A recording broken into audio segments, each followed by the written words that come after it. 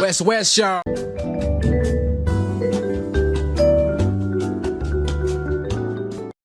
All right, welcome everybody to another Empty Out the Clip podcast episode, the EOTC. My name is Cams and I'm here with my brothers, Eric, Ave, and Liddy. What's up, boys? What's up, boys? Cracking. What's up? What's up? What's good? The live's back in the house. Easy Ev in the house, yo. I haven't heard that in ages.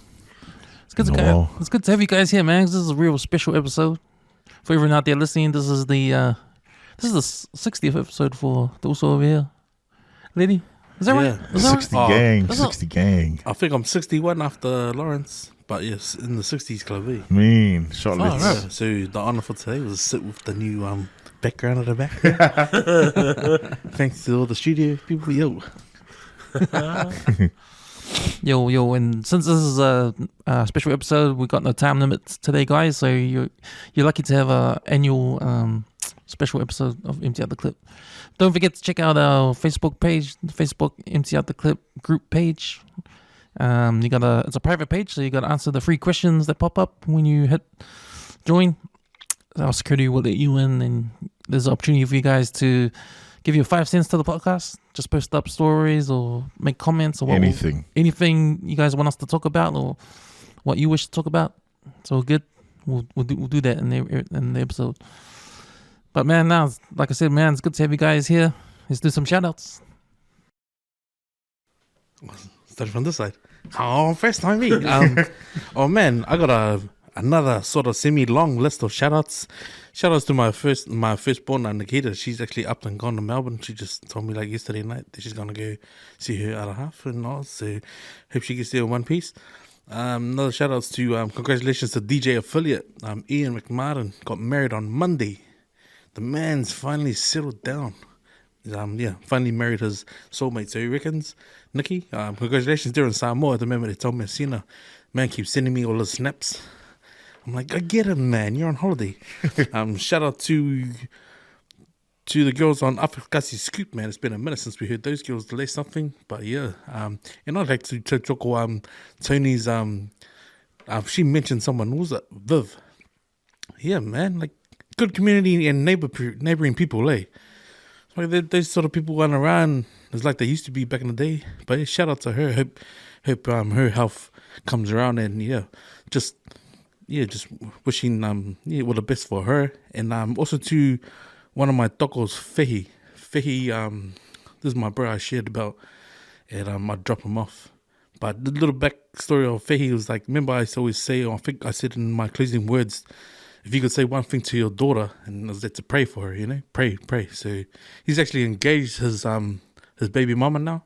They've been together since he started praying, or he heard me pray for her. And he's 3 weeks engaged to his missus. Oh, congratulations. Yeah. It's almost like one of those things, I always just try to give him sorry man, it's never too late to try and mend things and try to make things right. So yeah, it's good to hear that they guys doing big things. Yeah, that's my list of shout outs this week. Shot lids. Don't have really much people to shout out, but first shout out to you. This is like it's been a year, which you reminded me at. Man, already? Has it been that quick? Fuck. So yeah, no, it's been good. It's been a good year. I think you're a really good addition to the podcast as well. Massive, thanks, love. Absolutely massive. And I think a big shout out to my fams as well, and the boys here and the rest of yous. Yo, shotties. First of all, yeah, shout out to Let's 1 year anniversary, 60 plus episodes, holding it down. Mad addition to the team. Always got the content, always posting, bringing the guests to you on the 135 as well. So let's shout out to Miyamoto. So Miyamoto's been coming to our training group, training. Shout out to her and her dub on the week. And shout out to everyone that was involved in those fights as well. Shout out to one of our listeners, Pearl. So Pearl is one of the girls that I train with. So it's her birthday today. Oh, happy birthday, bro. Happy birthday. Happy happy birthday, Pearl. I'll be coming over and grabbing some cake later. Shout out to you, and always encouraging and supporting training, and just we all on that same journey. And just shout out to everyone that's been listening. There's a few guys, I forgot who. Oh, sorry, my memory is slacking. There was someone that said they've been listening and they love the content that especially our episodes that we talk about. Shout out to you that's been listening. What was it? Oh, I just remembered one too. One of Letty's mates, Bob, the police officer. Yo. He's been listening to empty out the clip for a bit too. Yeah, big shout out to that guy. There's one other fella that's been giving the group a big pop up as well, but I can't remember his name. He didn't even actually tell me. Actually, he just said, "Hey, I recognize you from the podcast," and then he ran away with his pies. Yeah, we just got too much listeners and people listening in at the moment. Yeah. There's my shout outs. What are your shout outs, Kims?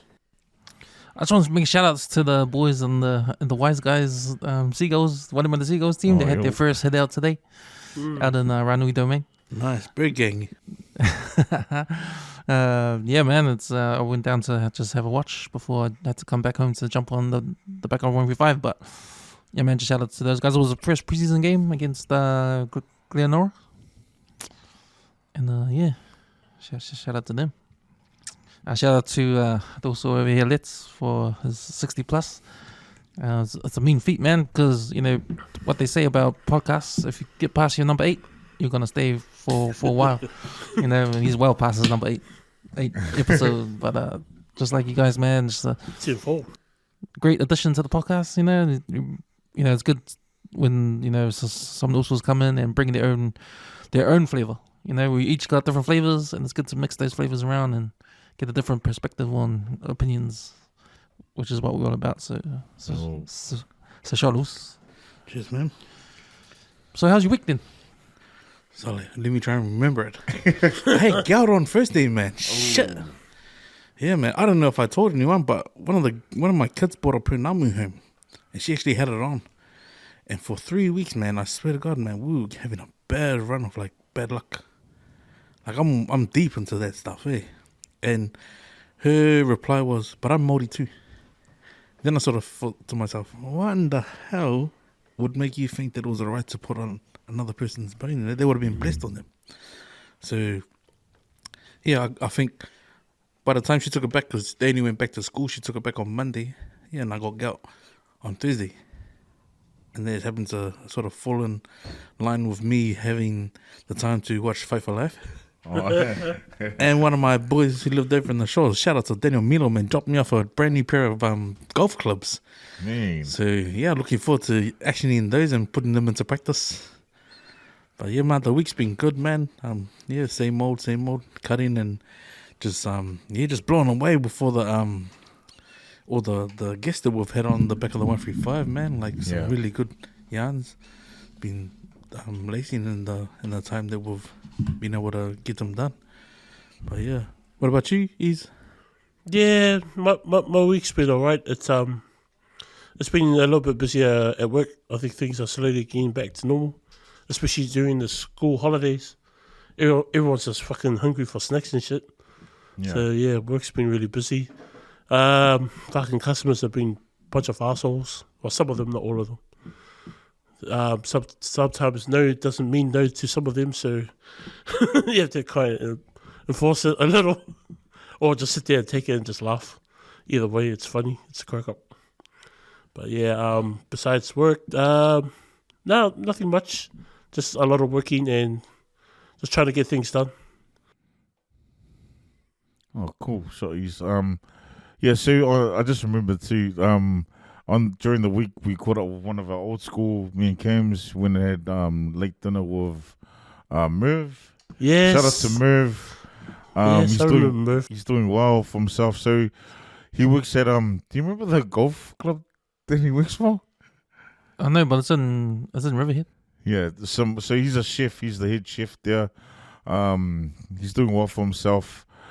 So if you want to get tried, there's golf clubs. Let's get Oh, to yo, my mates. how those? I'm sure Mev will hook it up for us. He's a mean cook. I used to go to, so he used to have own that lunch bar in Kimu off, it was the one like on the main strip of the motorway.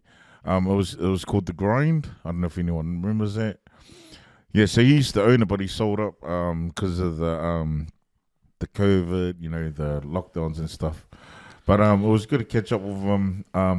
The one thing that when we met up with him, that when I went home and I took away from meeting up with him and catching up is that he talked about all the guys that have passed, that we knew, like the three of us knew, and like when I think about it, like I'm actually grateful, that I'm still here, because there's been a lot of people that we've known that have, I guess everyone's known that have passed on.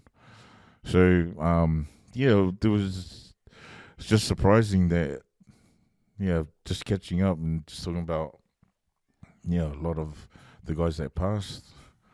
I guess you're gonna get that though, when you meet someone you haven't seen in ages and you just catch up.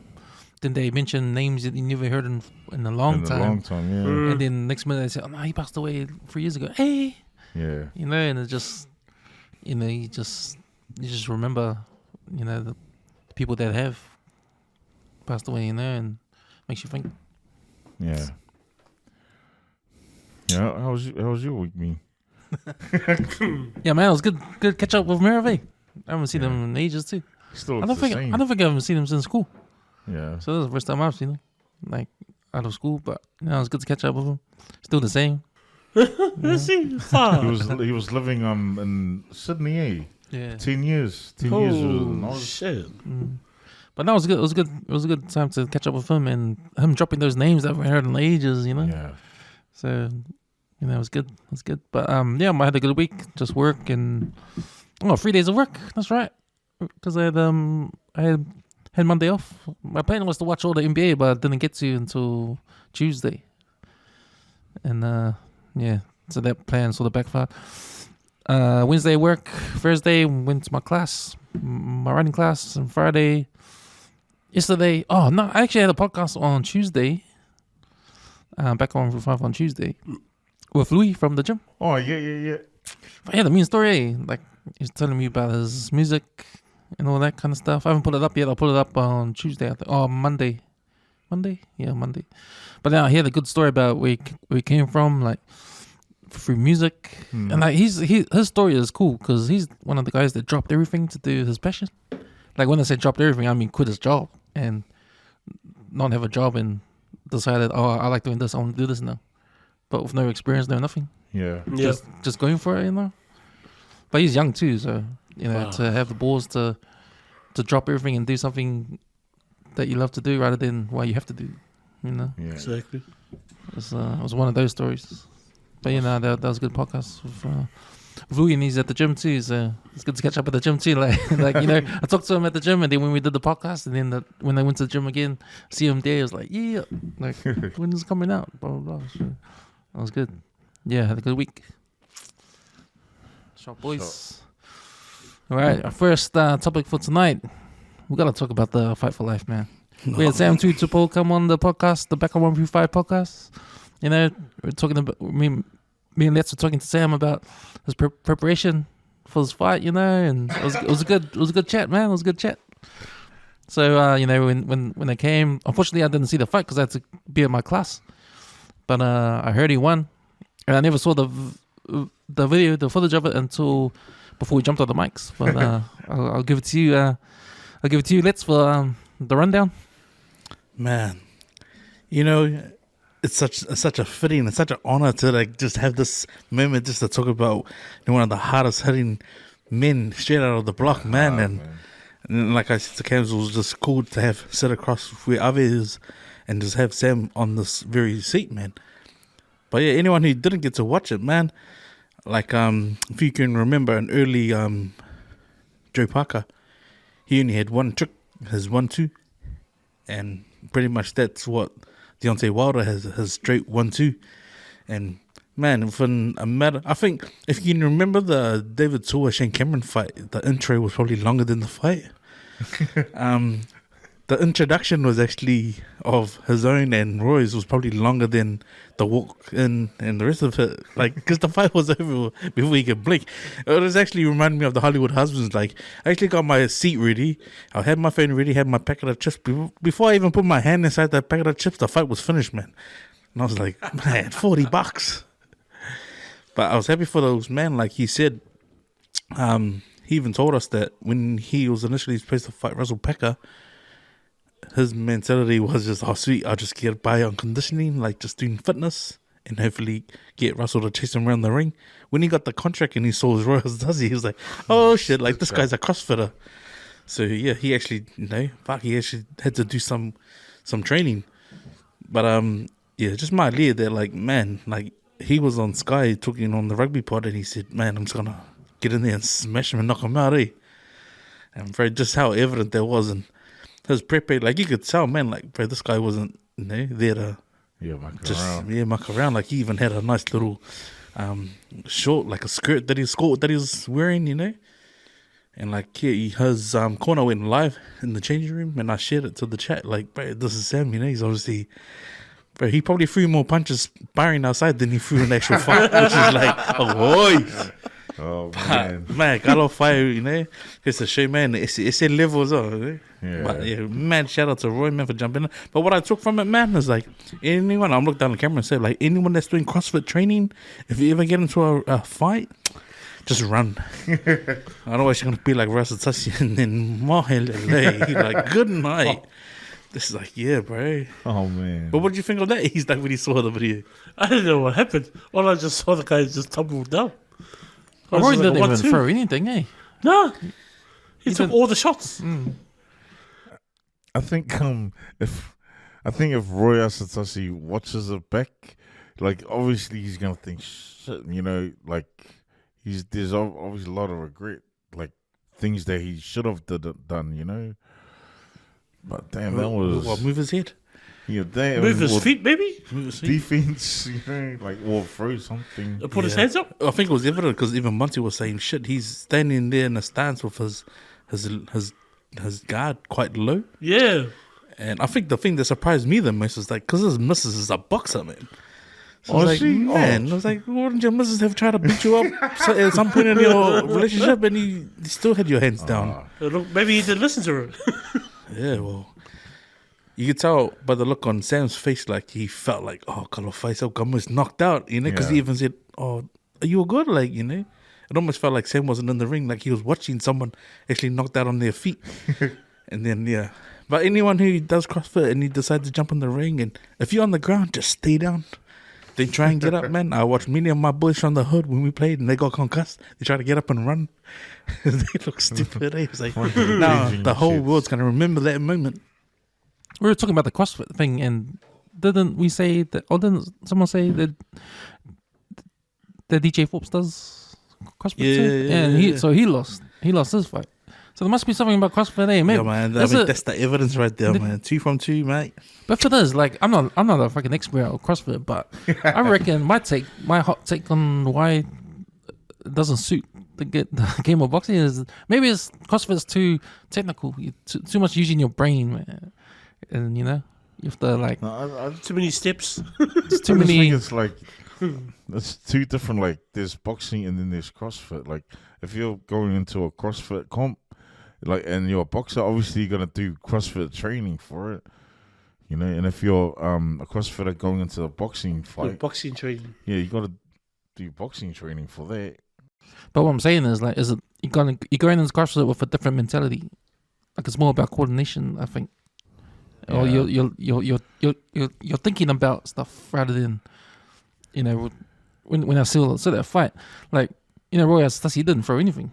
Like he was just he just put his arms up and he just got knocked 1-2, But I think it just showed the different type of mongrel way. Yeah. Like Roy, if he'd have played the league, you always had that mongrel running the ball. But it's a different type of species in the ring, man. Because Sam made him broke hard. Give it up to the fighters though. You know they're not all boxers. You Yeah, know, yeah, Give yeah. it up to them though. I mean, it's good that the calls, but it was just. But yeah, I think it's massive of him to own that he felt embarrassed because he even said, "Man, the only thing that was bruised was his ego." Yeah. You know, and I think at the same time, it's like he broke it down like to get knocked out in front of your kids is like it's a hard pill to swallow. Yeah. So, Which yeah. is like, any man, like, but I mean, in saying that, like, his kids can always look at like, man, the greater cause for why their dad went in the ring, and for them to stand there, like he says, probably the highlight of the night was his kids doing a haka to him, Yeah. like I heard after that he had too. got knocked out, So Yeah. I'm glad that he's in a good headspace, man. But shucks. Sam, man, he should have just had a few more pies, docs. What a sad He was even telling us that he just was dying for a pie, man. He had one pie. And he got better. After Isaac told him, "Oh, are you sure you've been training, mate?" He's like, "Oh, yeah." Probably Next not time a it doesn't look contact, like it. No, contact sport. Next minute, Sam pursues a career in boxing. Yeah. Surprise. Jeez. Well, I think he'll probably put his name down so he can get another free trip back home, man. It was interesting meeting Sam and having him on the podcast and talking to him before the fight, and then when you shared his appearance on Sky TV, I sort of asked the same questions because when I was hearing Sam speak, he was saying the same things he was saying on this podcast. Yeah. So I'm just wondering, Sky TV probably had to listen to us first and then did it again. I wouldn't be surprised. I wouldn't be surprised. Copyright I think that dude motherfuckers. listens to stuff as well, man. Journalists out there copying your shit, bro. But now it's good, I think, yeah, man. I think mad love to Dean Lonergan and Mike King, man, because shucks, that just hearing the noise through the TV, like, it's a lot Loud. of support, yeah. Even from the camera angles, I was like, man, that's pretty loud. That's loud for the event center, and that's quite far back, I just crack up because one of the fighters on the card, he fights out of Peach, the Russian. He's called Russian. He was like apologizing to his family for the seats. He goes, "Oh, sorry fans for the cheap seats," because I think there was like something like $8,000 for the tables. the Yeah, corporate tables. that's what I heard So too. like all of them to be sitting up in the standings. So, sorry, mom. Sorry, Dad." It's not me. It's Dean. But yeah, that came early, because the last fight for life was July. My king got knocked out. Yeah. I don't like it. You gonna. Speaking of getting knocked out, well, not exactly knocked out, but knocked off the Blues coaching team, we've got Leon McDonald, who's now assistant All Blacks coach. Had a handshake with Razor. So that's gone. The Blues haven't got a replacement yet. I heard they were trying to go for Rennie and he rejected no? it. He said no. That's the last thing I heard. Oh. I don't know if you guys heard anything more. All I can say is congratulations, Oz. You got what you wished for. But yeah, I think it's good in the sense that he would be the next or if you're gonna try and elevate your team, go with someone you got history with. They know the culture of Canterbury's winning ways, and pretty much the All Black one. So it's a fit, good fit. And for me, it's bittersweet because I hate that about it. I Yeah. hate that it's Canterbury doing the styles on All Blacks, Yeah. But it is what it is, man. The Crusaders been the championship outfit for a long time, Yeah. So And it took a crusader to get the Blues back up. took a in the Crusader, top and I hate that too. four, I fucking hate that. That's my, that's. I can't knock the man for bringing the Blues up from the grave, but I think he's where he belongs. Off the man he played with down in the Crusaders. Now, just hopefully the Blues. I'm just wondering who they're gonna get now as a replacement. I'm sort of concerned that Rennie, he doesn't want to come for some reason. If that's the last of because that's the last of the news I saw. But I reckon wonder why. I reckon if Stephen Bates puts in a bid for the head job, he'd be a good front runner. I mean the Auckland team's been well established. He's got their history. He's from Auckland. He's from the area. His playing he's pretty much up there, and he's got I think a good understanding because he's brought the 20s through as well.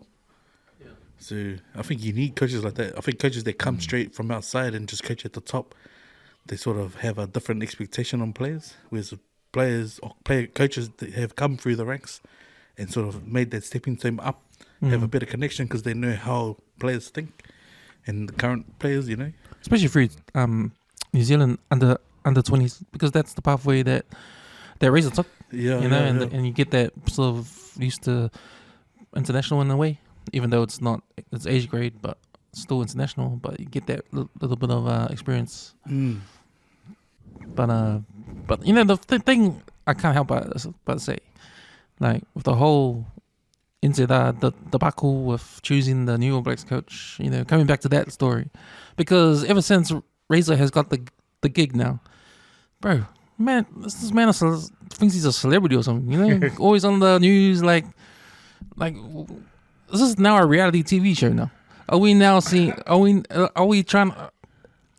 Is the media trying to portray Scott Robinson's appointment like the Kardashians or something? Like we're all looking at it like he's like celebrating, you know, he's doing this, doing that. Yeah, I'm the All Blacks coach. Look at me. Like, you know, he's the one that he's the one that said, oh, there's gonna be some news coming next week. I'm happy about, you know, that sort of thing. You know, now he's got the job. It's like all the cameras on him now. He's on social media. He's on the news. He's being loud about it, you know. And it seems like a fucking circus. Yeah. No, To me, it seems like a circus, and it's never been like that before. You know, if you got the job, you got the job. yeah, it's always been humbled, eh? I just feel it feels different. You know, it feels different. And I'm not gonna say it's because I hate the Crusaders. You know, it's just hits different, man. And part of it is I think the one thing I can kick back on Foster being coach is like how they named the All Black squad last year. Like I thought, like I know there's an uproar of him being the new coach. He sort of swept in there after Hansen had stepped away. Like if people can remember far back, people were like going, "Well, fuck, he's got no credibility because he's never coached a championship winning team. He's never coached a whole, you know, forward pack of great players that played in the AB's jersey. He's sort of just been the guy next to Steve Hansen, next to Wayne Smith. He's always just been that guy, you know. But because the Scott Robinson stuff has come about, it almost feels like, well, here's his winner to prove it. And if he is capable of doing it, well, maybe they could keep him on as an advisor, you know, someone who could just point rugby in a direction where it hasn't been. But I mean, that's the excitement that you get out of having a Razor and McDonald there. But I do think, like, you know, when Foster did name his team, I sort of lost the respect for, like, fuck, you know what? This news isn't shocking because they named the team before the final was even played. Now, you know, Roger, like if you're Roger Tuivasa-Shecky, you probably go, fuck, well, I'm already in the AB, so I've already done what I need to do in this game. Had he had named it after, you would respect the coach more because you'll be like, fuck, he picked the team not based on the season, but some of those guys that were French players had really proved themselves because they played the shit out of that final, and that's what showed in the end. There were more Auckland players in the ABs than there were Crusaders players. Yet the Crusaders on the night in the Super Rugby final get all on the Blues. So it's like, you know, I don't know. That's just my take on it. It's just funny how the Crusaders ain't doing well after the appointment of Razor. Yeah. Hey, they sort of slumped a bit. You know, I don't know if that's a case of him having a hangover from his news of being the All Blacks coach and just, you know, getting out there. Like, he's pretty loud. And I think it's all and I've not seen that before, you know. I haven't seen a coach that animated about being the coach of the All Blacks. I haven't seen, because I know that I see some of his footage on social media, and I know he does that. Is that a spinneroonie? What? His You know- breakdancing? Yeah, he does the. What is it? Oh, yeah, breakdancing. So ba'alangi, man. Fuck. I see that, and like I didn't see Steve Hansen any of those know that quality of coach. But I get his quality coach, and I get he's got a quality team around him. But I could do without the theatrics, Yeah. I could do without all the lights on me, and this is how it is now. And fuck, just, I don't know, man. Just old school, maybe. I don't know. Yeah. It just seems like a fucking circus, man. The way Inzada handled the whole situation, and I get it. I get it. We need to have a coach locked down before the World Cup, because It doesn't have to come out otherwise they'll go. before the World Cup. Yeah, I get that. Otherwise they'll go. But but do it in a way where you don't fucking undermine the current coach. It's almost like they went behind his back, man. But I mean, if that's your take on that, that's as bad as them naming the All Blacks before the actual final. Like, it's all fucked up anyways. Yeah, that's pretty ugly, yeah. But when you remember last year when they announced the All Black team under Foster, remember they had their whole Pacific Island theme on Yeah. TV? Oh my gosh, cringy. What the fuck was that? Was it the Samoa House in Mangere, yeah? Man, and a big middle finger up to all these guys trying to use the diversity card and say, hey, you know what? We do have All Blacks that are of Pacific Island descent. And then why not do like a Fijian or a New Wayne theme then? Hey, what the fuckery is that? Should leave the All Blacks. Play for your native. Yeah, that's why I didn't support the All Blacks. It's a bit of a mockery, yeah. Speaking of All Blacks, the Uso Flippo, he posted up an article about whitewashing characters in movies. So, like White Jesus. So the question is, when it comes to historical inaccuracies, how important is the likeliness of a person, figure? Imagine if those pharaohs were white. Would they still be the same uproar? That's on the back of them cancelling the comments on the Netflix series. Yeah. Yeah. I think it's...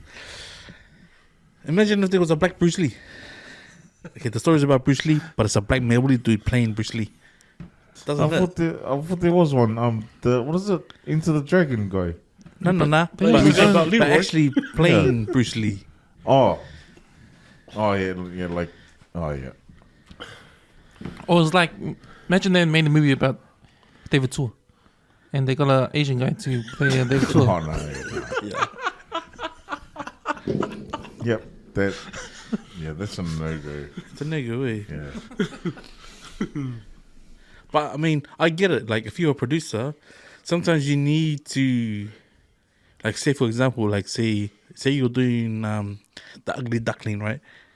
You wouldn't have an Ugly Duckling if you were to cast a show, right? You would have a semi-pretty, like an Ugly Betty. He could dress up and make her fucking like look like Kim Kardashian, because that's what would sell in the theater, right? Mm.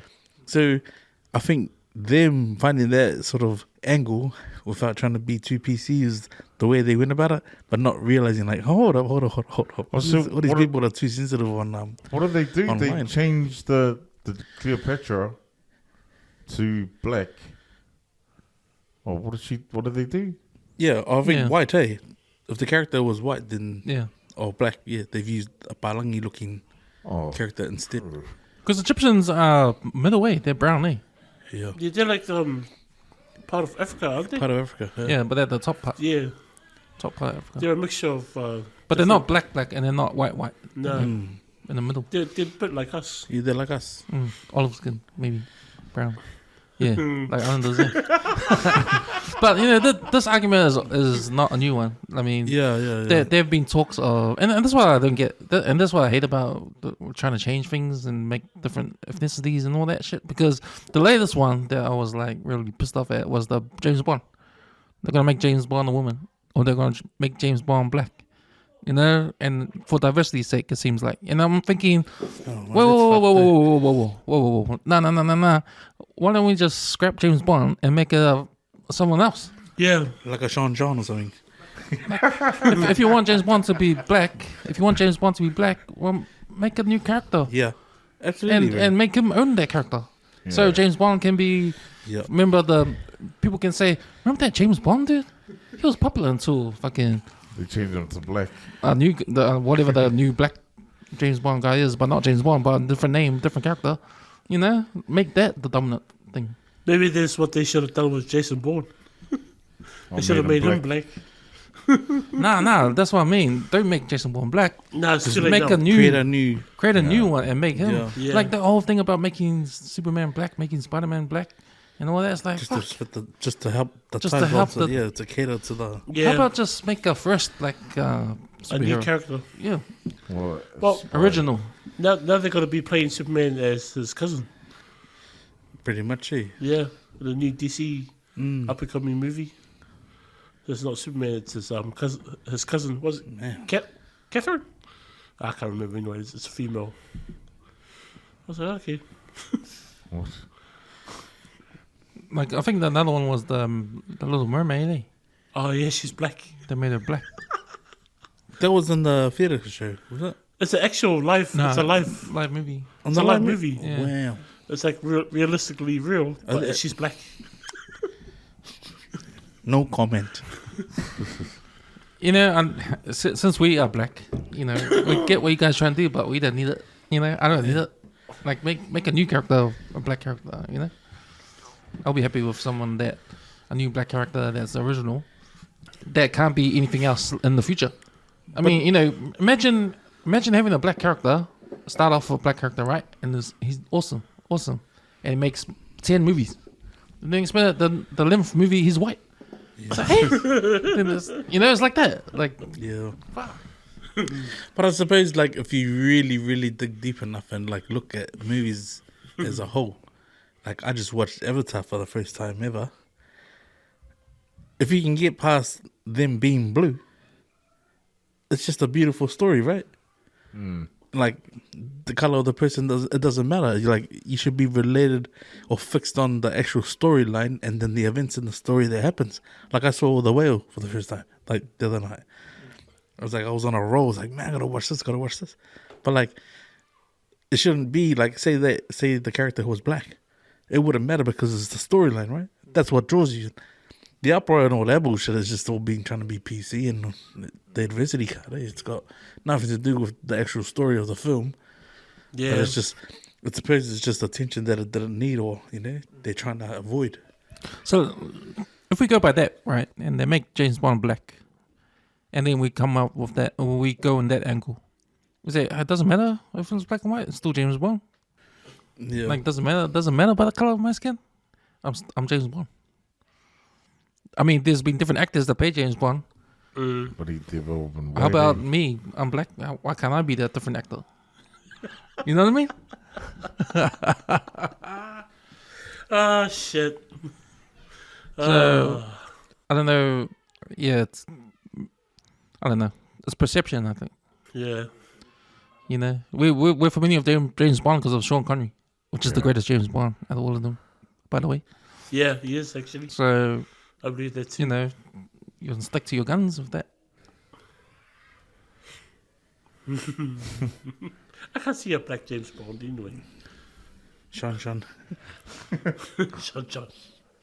I mean, the James Bond thing has been the idea of James Bond has been taken and made into other movies. You know, you got all those girls, secret agent ones, like those movies like Salt, Yeah. and I think it was Angelina Jolie. Yeah. Yeah. Played Salt, and there's other movies too. Atomic or something. What was that one? Or Tomb Raider or something. No, there was some. That one and the Marvel one, the Black Widow. Yeah. Yeah. You have those spy secret agent sort of ones, and you had other males doing it too, like Jack Reacher. Yeah. The TV series as well, Jack Reacher. So you've had examples of making James Bond like characters, but changing the whole thing. I think this next topic we're going to talk about would be the perfect segue after the Fight for Life. So David Tua makes history as the first Samoan inducted into the National Boxing Hall of Fame. Well deserved. Man, well overdue. bro. Eh? Well overdue. You know what surprises me? Was that's the national one? Eh? That's like the New Zealand within his own country. Like this is where his kids were born. He's second generation, of Kiwi Samoan, or who I identify as Kiwi Samoan. What seems real strange, and I'm going to use the word while saying David Tour's name. What seems real fucked is that it took him to go all the way to America, be inducted in the International Boxing Hall of Fame, for them to recognize her. Like the fact that Dave would always say, like, nah, man, I'm going to bring these big fights down here and have them and not be even recognized way back when he was in his heyday or, early retirement. That's shocking, eh? Like, it goes to show, like, those pen pushers and that council that arrange all those sort of who should be nominated are really sitting on their hands, man, because that's a disgrace to the boxing sport. And through all these other guys like Isaac Peach and that, trying to make noise for this small country we have down here. Like guys like Joe Parker as well, man. Yeah, I think it's sad, but I mean it's a huge accolade. But Yeah. man, you'd think you'd get recognized here first, eh? Yeah. Took too long. Way too long. But still celebrate his achievement and what he's done. Yeah, bro. To me, I still watched on TikTok his highlights. He's got highlights for days. But that fight him against is it Mike? Oh, it's a Babachi or whatever. The Akabuchi. Yeah, Yeah. bro, that was a solid fight, man. That's recorded as the most heavyweight Oh, punches recorded in a fight. Yes. Eh? Bro, That was a prime to him, man. That's like a what would you say, like 115, 118 max weight, David Tour in his prime. Holy shit. It was just he's still back then, like watching that. He's got some of the scariest knockouts on YouTube. Yeah. But I think to wonder whether Akabuchi was on roids, man, because fuck, he looked juiced as fuck, man. Yeah.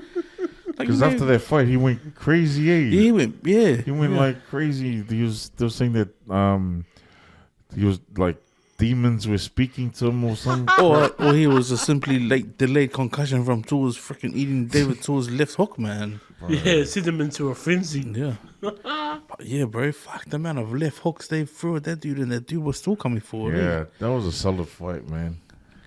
Man, I remember the days David Tour was coming up, and I was thinking, fuck, man, this is awesome because this reminds me of Mike Tyson. Yeah. The way he was running through his opponents, like Mike Tyson was doing back in the days. Because I remember when I was young watching Mike Tyson come up, like, man, he was unstoppable, way. And then when I saw David Tour doing the same thing, I was thinking, damn, can't believe him. This is not a Mike Tyson, yeah. but it's a Samoan. Yeah. So it was extra. Him being Samoan was the extra thing, Even like if you watch him now in his training regime, mate, because he always presses up. Yeah. Bro, that man still got it. Yeah, he looks good now, eh? Hard up, bro. I saw he went and saw Jason Sutty at ETK. I think it was on Thursday. Fuck, he looks good, man. He looks real good, eh? Like he's wearing jeans. One of his Jeans jumping and in the tee. ring again, eh? Well, I saw a little, it was recent too, it was probably yesterday. Someone stitched up a video with the Samoan flag and David Tour talking about taking on Mike Tyson and whether he'd make that fight happen. Yeah, I did hear that. And that was cool, eh? And he wasn't disrespecting Mike at all. He was just saying, oh man, it's a huge honor to be inducted into the National Boxing Hall of Fame. Yeah. Whether that fight came about, man, yeah, I'd love the opportunity if that guy would make it happen, Yeah. Because then it's probably one of those fights that probably didn't happen. They should have happened. Yeah. It's like, Hey, do you reckon Jack Paul would want to have a go at David Tour? bro, if the money was right, I reckon he would, Yeah, eh? you reckon? Yeah. I still think they're staged, man. Yeah. Even if it's stage, bro, like, it would be a payday for Dave, like, it Massive. would be a win for everyone, man. Millions. Because that's I a don't fight want- people would want to go and see. I don't want to see Dave go down for Jake Paul for money, man. Yeah, no. No, I just want to see David Tua I knock don't him think out, Dave man. would. I don't think Dave could get knocked down, bro. Even if they give him a script, he'll like, fuck the script, bro. This is what's going to happen. He's like, for every step you deduct 100,000, deduct tu malaku bit. I'm doing this for fun. This is what's going to happen. You're going to get knocked out. End of the story. Right. He's going to say, thank you for the opportunity again. But like, the Boxing Hall of Fame, like what, like, because clearly, like, New Zealand's not going to have like world champions for days. Like, say if you go to Mexico, those guys would have there would be a world champion in every weight division at least once a year. Yeah.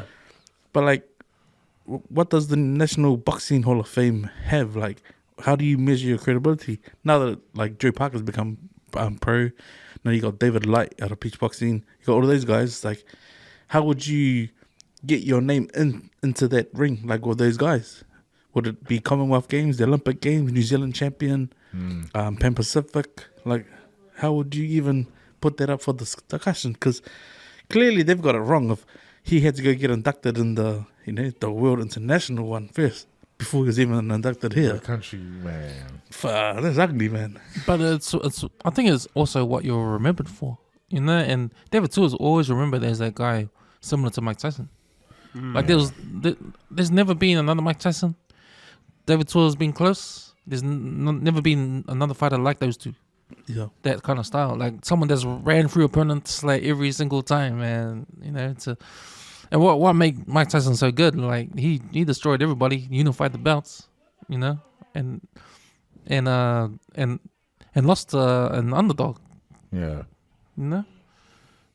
But yeah, man, I think when you think about the greats like Muhammad Ali and all that, and now and when we were young, you gotta put Lennox Lewis in there, as well as Mike Tyson. You got to put Holyfield in there, Foreman.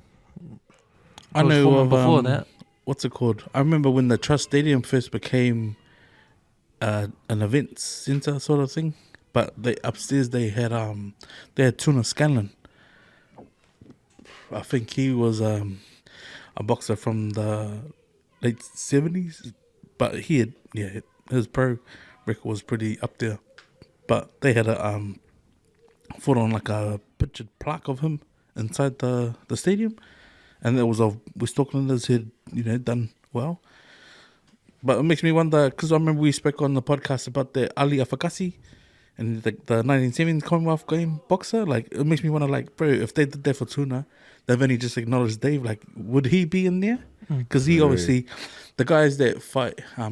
So on the other card, Jerome, I don't want to mispronounce his name, but Jerome Papelin, he fought that Mose Omatangi, and in that corner is, like, if you've seen the short film of the Afakasi guy, he's talking a lot, and he's from that Papatoi Boxing Club where Joe and that started, but he was in his corner.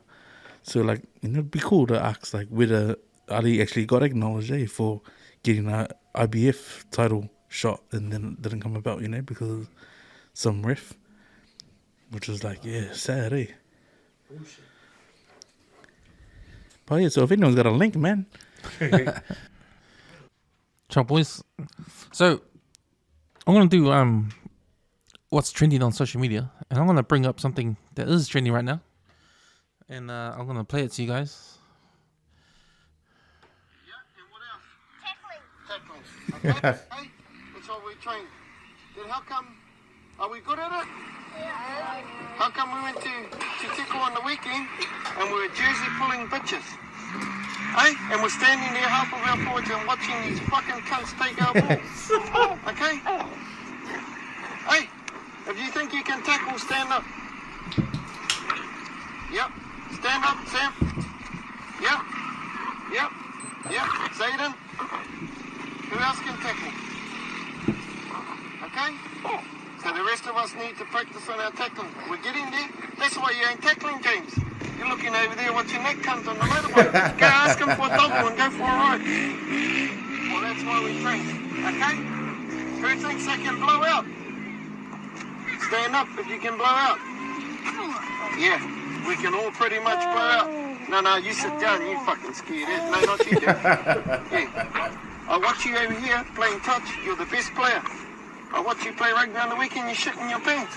I'll bring some wipes down so you can wipe your ass when you shit your pants, okay? What I need you to do is do what you do here, okay? Because you're getting good at it, bro. You learn how to tackle. You're going to be one of our solid little tacklers, bro. The little fellas are the ones that are dumping them. Okay? So we're going to jump on the line, do our warm-up. Ray, you're doing our warm-up. Who was our player of the day last weekend? Maru. Give Maru a clap, bro. Awesome, Maru. And who else? And Ray. Give Ray a clap. All right, you take them on the line. Take your... Man, this generation have no idea, right?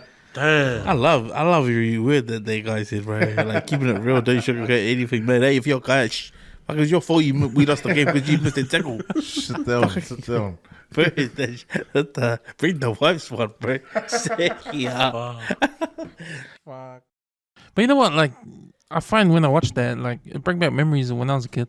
But it sort of like reminded me how kids just take that sort of thing anyway. It's like, I think when people watch that now, they'll be shocked. They'll be like, "What the fuck? Yeah. Oh my gosh, I can't believe you said that. What? To kids. What kind?" Well, man, these kids back then, that's just normal. Hey, no. it's normal. Yeah. It's like that's that way back then of saying, you know, you didn't do well, guys, because you need to work more on this. You need to do this, okay? That's that version of what we just heard. Shout out to my old coach, Bobby Smith, man. Fuck, he used to walk up and down the sideline like that, eh? And he would use good examples like that, eh? And I felt sorry for his son, man, but he used to give his son stick, eh? Like if he missed a tackle, he goes, "That's why you should go play netball." I'm like, oh, surely. And his son went on to play for Pottersby Prims, you know, for many years. Oh, fuck, I remember, bro, he'd always look at me and hum me and always say, "Fuck, you know, if you don't make it in the NRL, mate, there's something wrong, eh?" But he was a good cat, man. But yeah, I must, that reminded me of like back in the day. Like we'd be up at Wateree and the coach would say stuff like that. Like point, you know, use someone as an example, eh? Like how he goes, "James, are you looking at that guy riding his bike? You should get for it, right?" I had a Palaki coach, Vernon. Fuck, he used to say stuff like that, eh? Well, he was ruthless, man. Man, I forgot who was the coach back in our day. But when I did try to play rugby, man, I couldn't catch the ball.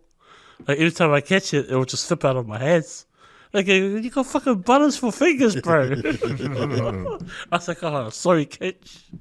Yeah, bloody hell, catch the fucking ball. You can catch a human. I was like, "Oh."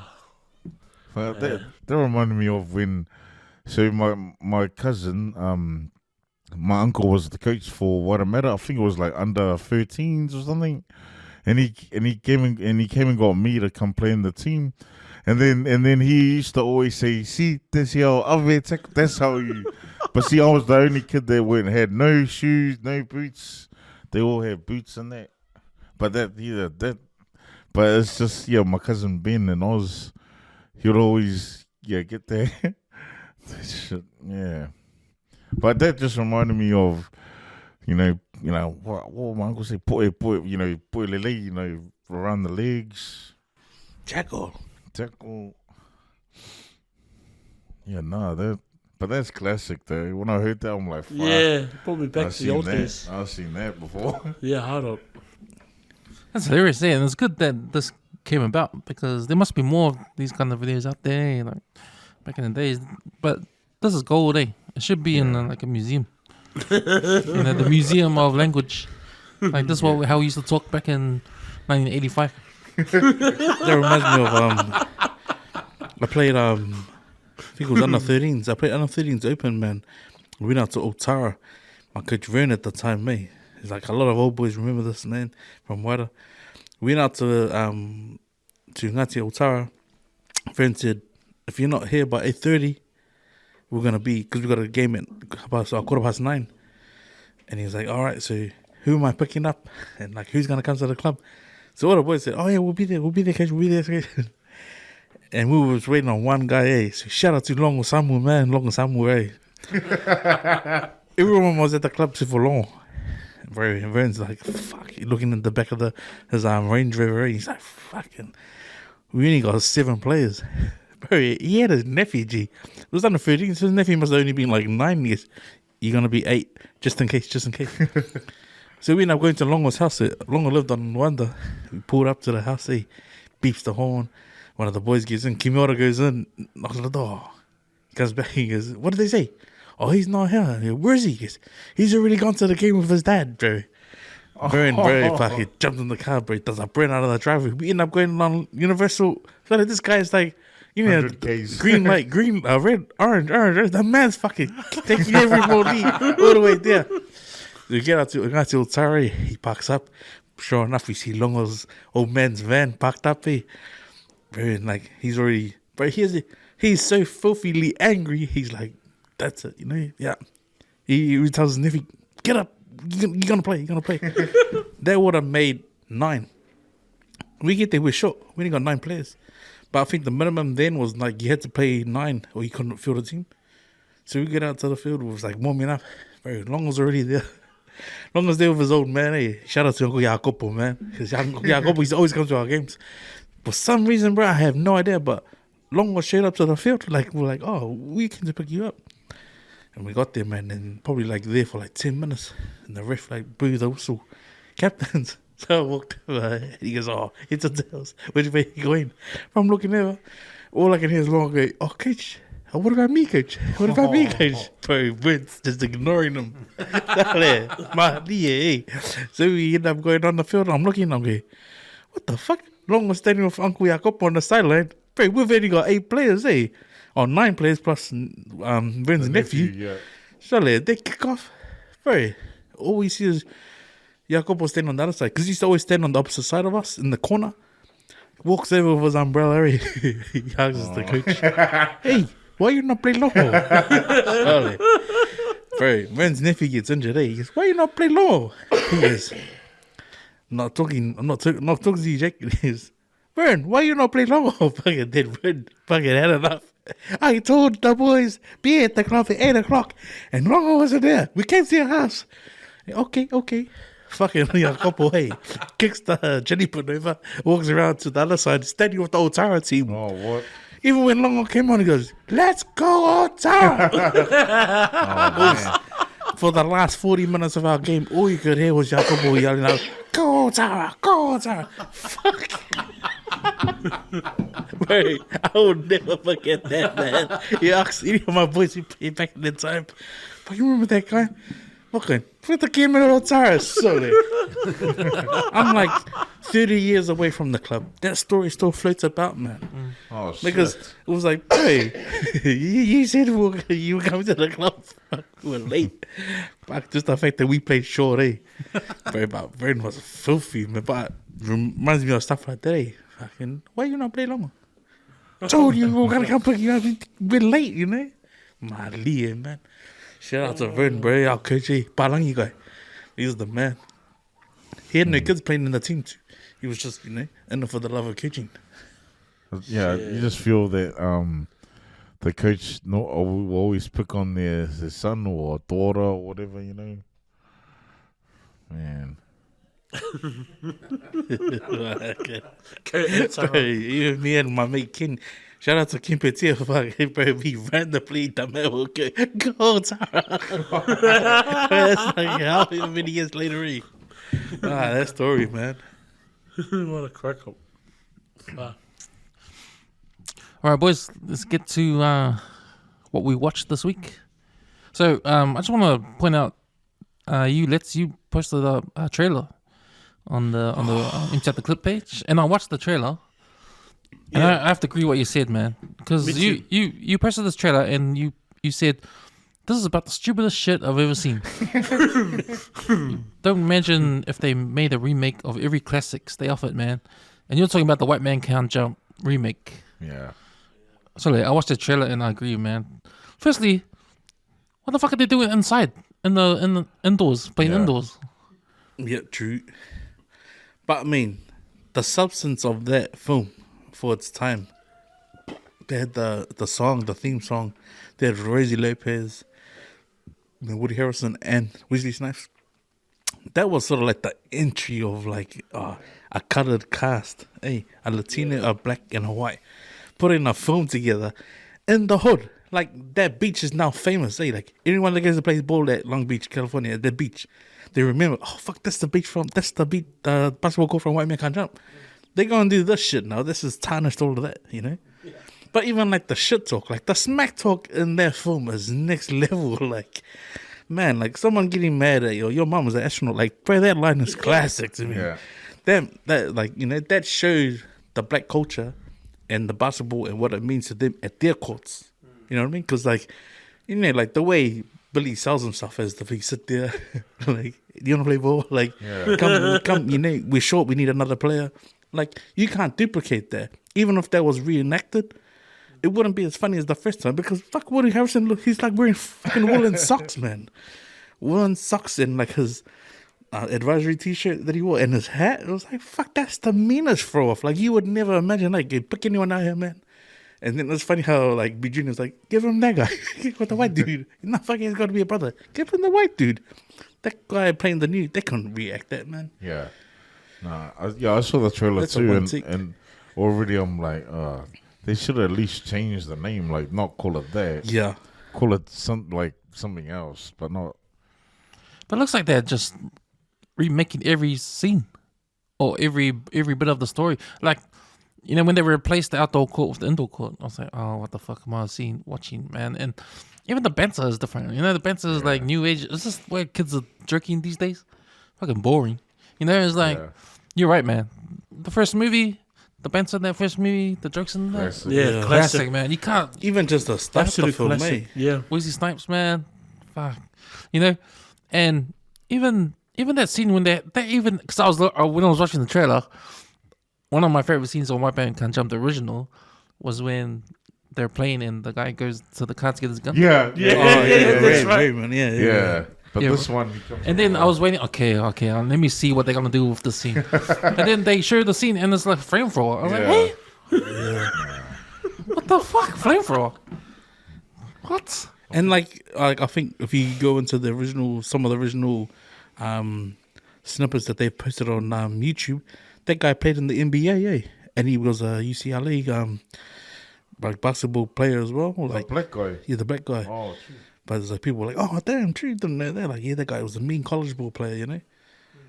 But yeah, I think, bro, that's like the biggest insult, man. Like I mean, they did it with Fresh Prince. Yeah. They should have just left it, but I didn't get that one because that's a serious version. yeah.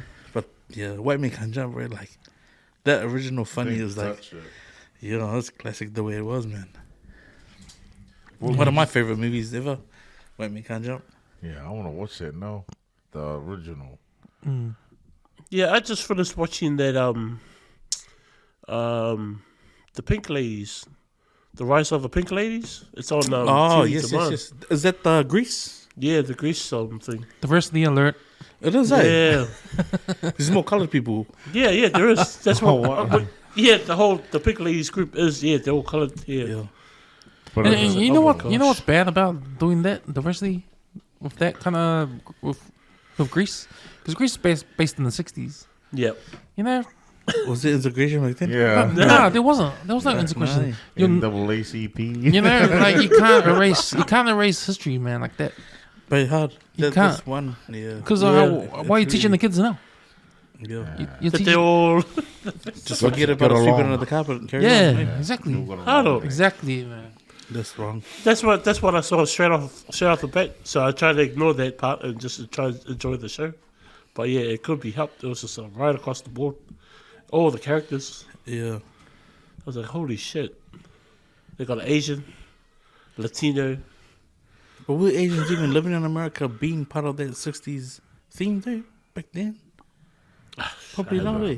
Not as much as they are now.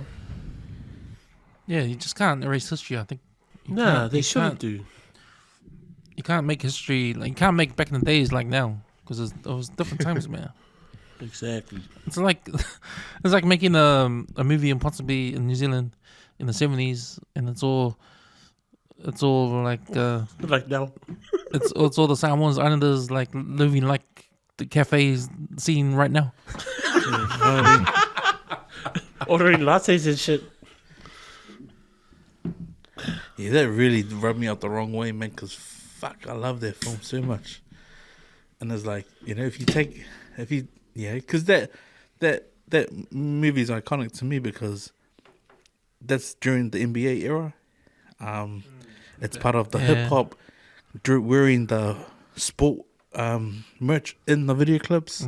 Yeah. It's part of like you know, finally putting on the cast. It's like it's multicultural. And the fact that when it landed here, it was in the video shops, man. You know, it was on DVD. Probably wasn't even on DVD. It was like VHS, man. And like I remember when I first came on TV, baby, when we recorded it, I was like, "Fuck, I'm gonna watch this over and over and over and over and over again, man." Yeah, because I think I watched that first, and then I watched Above the Rim. Or was it the other way around? I can't remember. But I love both of those movies. Yeah, but that Well- was a clear movie too, eh? Well, White Just Man for Can't the Jump culture. may wait for those other basketball movies. Yeah. Above the Rim. I think, yeah, White Man Can't Jump was the first sort of street basketball movie. And all these other ones started coming up after that. But Above the Rim was one of the good ones too. Great soundtrack. Hard out, bro. Mean I soundtrack. loved it. Mean soundtrack. But even like the hustling, bro, like Yeah. bro, Yeah. when they did it the first time, when they did it on Raymond, and Raymond gets his gun, and he tries to rob the shop. And then like he's like, good work out there, right? And then Gloria and they drop him off, like, good work out there, man. He goes, hey, tomorrow we're at we're over the bridge, eh? That's Watts, you know. And like these are real places in the States, man. Yeah. So for them to go over the train station and like, I see what we can do. Fuck, like when I watched the first time, I was like, wow, fuck, they really lost, eh? Not knowing that when Gloria goes, you got hustled. Nah. Shh, you got hustled. Nah, these are law, you know? It's like, nah, you got hustled, man. Next minute, everyone thought they were sitting there, hey, watching the NBA. Fuck. It's like, damn. This is how you do it. Hard out. I think I remember as a kid watching it. I think the first time I watched it, I didn't even I actually thought like he couldn't play basketball. Woody Harrelson, the character. Yeah, me too. And then next minute I'm like, oh shit, he's getting the shots and he's pretending so he can get those guys money. That's what I knew about hustling, you know. Yeah. Yeah. I didn't even know it was called that at that time. Oh. I found Yeah. out later when somebody explained it to me. Yeah, I was like, didn't. oh. I didn't know the whole concept of Hustling. bidding. Or Yeah, hustling. yeah. And then when they're exchanging money over games, I was like, hey, I've never seen this before. Yeah. So I you didn't mean? know what was going So on. I was watching that. So you mean I can go out to the court at Starling Park? Oh no, I don't know how to So I can go to play. Starling Park, Put my put down my money, and I'll play for some money. Is that how it goes? No, you keep So your every money. basket- every basket? You keep your money. $5 a basket. But yeah, bro, that's got to be the best opening scene with them down at the Yeah. court. We Yeah. hustled him. Nah. And because Billy baits him big time, when he goes, oh man, maybe you're right, Sidney. You haven't seen me shoot a lick, you know? Fuck, and then he goes, how about he pulls out his money, drops it. And he got at the top of the key and they're shooting. But I just love it how the banter, that banter, man. I was Oh, like, bro. that banter's legit shit, man. Yeah, I prefer it. no. Probably out of the better of all movies, their better is one of the best. Yeah. And that's what made most of the movie. Yeah, oh, straight up, You man. know? Yeah. Especially how when he gets in his area and he goes, don't worry, Sydney, I hustled a hell of a lot of better baseball players than you. And then he goes, don't be throwing up no brick. Fucking he got it in his head, eh? And he's like, fuck, standing there ready to throw it. Fucking he threw that brick, eh? And then he's like, fuck, I want my money back. There's a man with integrity. Fucking crack up, man. You say we're going to Sizzler. Fucking crack. Yeah, going man. Sizzler. Shut your fucking... Yeah, they need to leave that movie alone, man. Shit. Yeah. I think there's been other disappointments, other remakes that have been disappointed. No, they did a Space Jam, eh? The Did Oh, they? the Again. LeBron one. Yeah, the LeBron James one. Oh, yeah, Yeah. nah, that wasn't any good either, eh? Nah. God, They should have no, left Michael Jordan's one alone. They need to leave those classics alone. Yeah, bro. I don't know what it is what they were trying to remake them for. What's the worst remake that you guys know? What's the Probably worst that one? one. Probably that one, yeah. No. For sure. Yeah. But I mean, There's a Star Wars Born was apparently a remake. That was the third one. But fuck, I cried when I watched that, man. That movie shit's is that? good. The one with Lady Gaga and Bradley Cooper. Oh, yeah. Yeah. She's a you good gotta actress, watch bro. it, bro. You gotta watch that one, mate. That's got the tears going on. Fuck, crazy. Lady Gaga's a good actress. Yeah. I'm surprised, very surprised. Nah, remember the RoboCop remake? I actually watched it today. I was watching it because I was, you know how we were saying, anyway, long story short, I was watching it as research, but I just happened to come across it. Like, I can't remember this movie. I've seen it before, so I watched it again. The original. No, the remake, remake. yeah. I want to leave the original for later because I loved it. The original. See, I like the original. The OG, I just I had to sit down, get everything prepared, and then I'll sit down and watch it. Because they've done that with Super Mario Brothers too, eh? Yeah. They should have just left it with the people, man. Because when the game came out, they made a movie about it, but it was people, eh? It was like real. It wasn't like how they done Shrek. That's right. They did the real life movie. Yeah. It was shit. Just like Street Fighter was shit as well. Yeah. Yeah. Oh, I love that game. The guy from the Addams Family riding near. Yeah. I will control the world with this. The 6-button control pad. Hitting it. I was like, fuck. That guy. So on Discovery Avi, we discover anything on TV this week? If you think about it, you know, I've been watching a lot of conspiracy theories, Yeah. on TikTok, like that the world is flat, and then like Antarctica is Around the edges, yeah. and we're all in this Yeah. bowl or fish bowl or something. I think Kyrie Irving was talking about that too.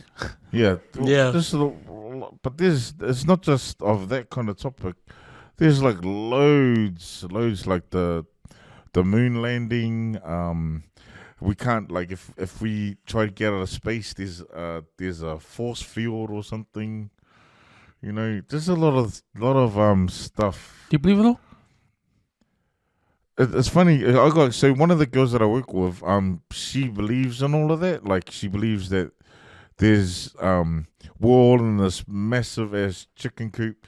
We wake up, we go to work, you know, we come back home, like that's but it's, you know, a chicken coop. That's what she calls it. But then there's like spiritual stuff too, like, and I just told her straight, like, no, I gotta see it to believe it first for me, you know. Yeah, I just gotta see it to believe it.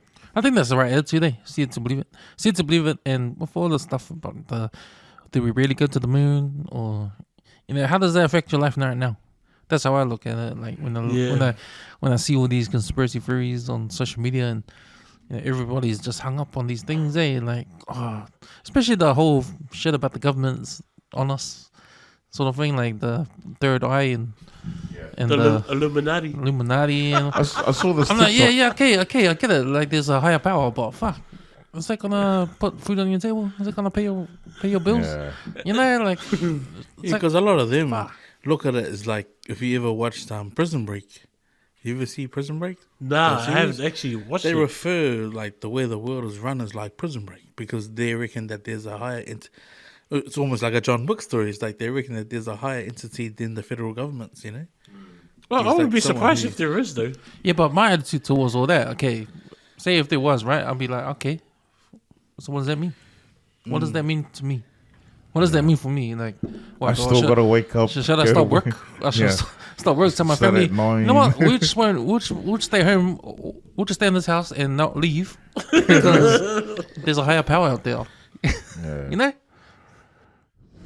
Yeah, but it's funny though, like, just watching like all the TikToks that I've been watching, just seeing all the viewers and the likes, it's in the millions, man. I'm like, wow, people actually like support like this stuff, and yeah, it's just crazy. There's like with your, so apparently iPhone said if you got an iPhone, I watched this TikTok, right, and they did a what's the, you know, infrared, so everything's like dark.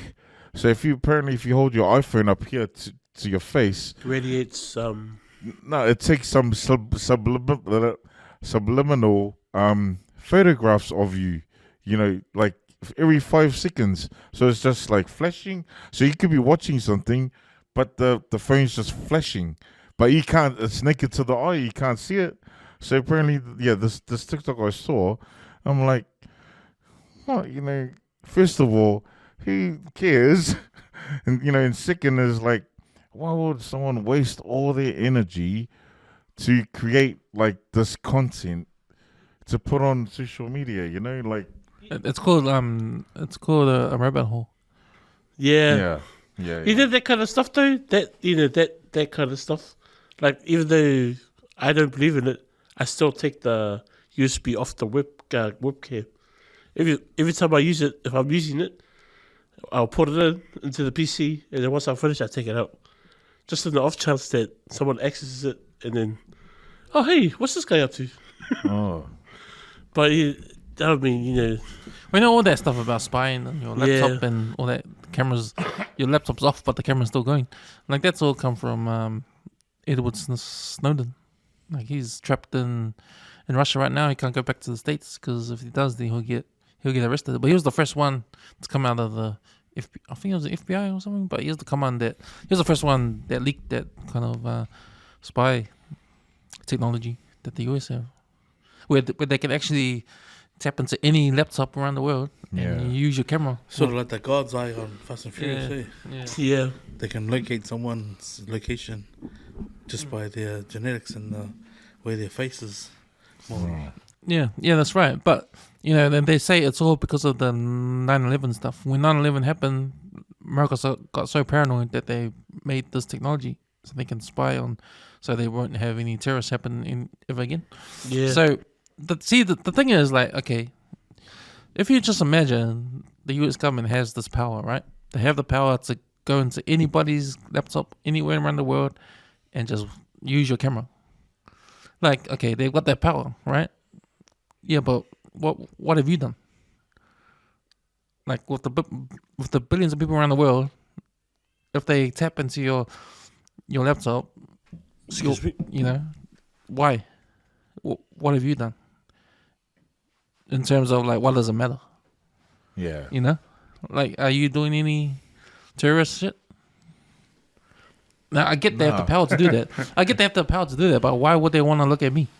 Yeah. And I think people just like get so caught up in the whole, fuck, they can do this shit. We're not safe. We're not safe. But really, why are they? Who cares? Yeah, exactly. Who gives a shit? Who gives a shit, man? Fuck, you still gotta wake up in the morning, man. And Gotta go to work. gotta go to work and Lunch do is shit, at man. 3. Fine.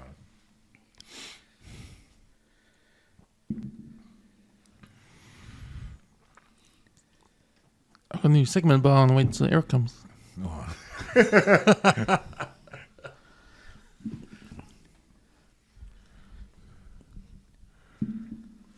I can edit it. Yeah. So we got what we got next? We got Fipoko of the week. your book of the week. Your foot thing there. Is your mate. Yeah, I got sick can of the week. Oh, so he's the Fipoko then.